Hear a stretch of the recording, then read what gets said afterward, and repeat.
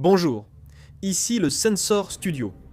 Nous allons vous transmettre rapidement les nouvelles de la guerre au Moyen-Orient. Je suis à Ispahan, en Iran. À cause des frappes aériennes de l'armée israélienne, une épaisse fumée noire recouvre la zone. De plus, l'armée israélienne a bombardé une usine de moteurs de missiles, ainsi que le siège de la garde de sécurité intérieure. Ici, Bahreïn. Un drone iranien a attaqué directement les installations de la Bahrain Petroleum Company, provoquant un important incendie. Voici le moment où un incendie s'est déclaré dans le réservoir de carburant de la société énergétique Babco, suite à l'attaque des drones iraniens. De même, à Bahreïn, l'installation de raffinage la plus importante s'appelle Babco. Cette raffinerie traite 267 000 barils par jour et constitue la principale source de carburant pour la 5e flotte américaine. Pourtant, l'Iran l'a attaqué. Selon un reportage du New York Times, l'Ukraine enverrait des experts en drone pour protéger la base militaire américaine située en Jordanie.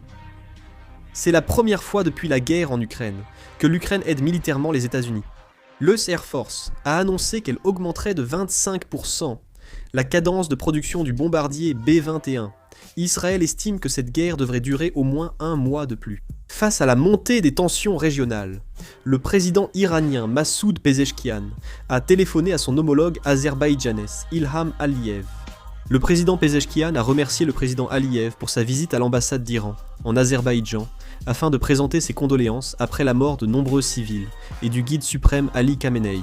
Il a aussi remercié l'Azerbaïdjan pour avoir offert une aide humanitaire à l'Iran, selon le Caspian Post citant les médias locaux. Le ministère iranien de la Justice a déclaré dans un communiqué diffusé par la chaîne publique iranienne IRIB que les biens des Iraniens résidant à l'étranger qui collaborent ou accompagnent l'ennemi seront confisqués conformément à la loi. Le corps des gardiens de la révolution islamique d'Iran a prêté allégeance au nouveau guide suprême, Mojtaba Khamenei, tandis que la Chine s'est opposée à toute action contre lui. Le ministère de la Défense de Turquie a annoncé qu'il avait déployé 6 chasseurs F-16 et un système de défense aérienne à Chypre du Nord qui tentent de se séparer, en tenant compte des récents changements de la situation dans notre région. Babco, société énergétique bahreïnienne, a déclaré la force majeure sur ses opérations, selon les médias d'État. La clause de force majeure libère une partie de sa responsabilité, si elle ne peut respecter ses obligations de fourniture à cause d'événements hors de son contrôle. Le gouvernement sud-coréen va plafonner le prix du pétrole pour stabiliser le carburant. Une première depuis 1997 suite à la hausse liée à la guerre. Kim Yong-beom, secrétaire présidentiel chargé des politiques, a annoncé lundi que Séoul prévoyait de plafonner la consommation cette semaine. Le G7 prévoit de discuter de la libération des réserves de pétrole. Si d'autres informations sont communiquées ultérieurement, je réaliserai une vidéo et la mettrai en ligne. C'est la fin de la vidéo. Merci.